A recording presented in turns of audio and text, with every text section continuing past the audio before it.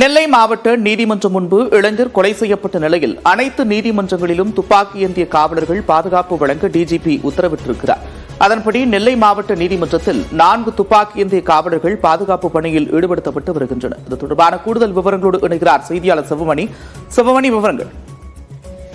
திருநெல்வேலி மாவட்ட நீதிமன்றம் முன்பாக கடந்த 20ஆம் தேதி மாயாண்டி என்ற இளைஞர் வெட்டி படுகொலை செய்யப்பட்டார். இந்த சம்பவம் பெரிய அதிர்வலைகளை ஏற்படுத்தியது. அங்கே பணிகளில் இருந்த போலீசார் எவ்வித நடவடிக்கையும் எடுக்கவில்லை, கொலையை தடுப்பதற்கான நடவடிக்கைகள் எடுக்கவில்லை என வழக்கறிஞர் குற்றம் சாட்டியிருந்தார்கள். இந்த நிலையில இந்த வழக்கை தாமாக முன்வந்து விசாரித்த தமிழகத்தினுடைய உயர்நீதிமன்றம் பல்வேறு அறிவுறுத்தல்களை வழங்கியிருக்கிறது. நீதிமன்றத்திற்கு கூடுதல் போலீஸ் பாதுகாப்பு வழங்க வேண்டும் என உத்தரவிட்டிருந்த நிலையில தற்போது டிஜிபியினுடைய உத்தரவுப்படி திருநெல்வேலி மாவட்ட காவல்துறை ஆணையாளர் இதற்கான உத்தரவை பிறப்பித்திருக்கிறார்.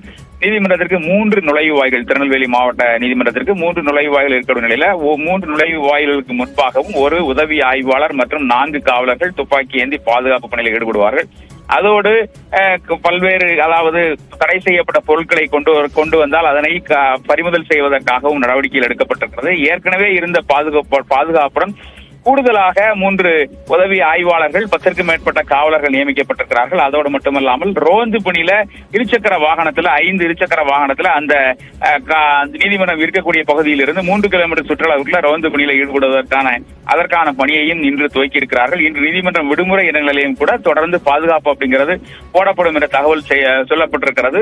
புதிதாக 6 சோதனை சாவடிகள் அமைக்கப்பட்டு அந்த சோதனை சாவடிகளிலும் தீவிர சோதனை நடத்தப்படும் என தெரிவிக்கப்பட்டிருக்கிறது. இந்த சம்பவத்தை தொடர்ந்து பல்வேறு பாதுகாப்பு ஏற்பாடுகளை டிஜிபி உத்தரவுப்படி திருநெல்வேலி மாநகர காவல்துறை ஆணையாளர் ரூபேஷ்குமார் எடுத்துள்ளார். நன்றி சிவமணி விவரங்களுக்கு.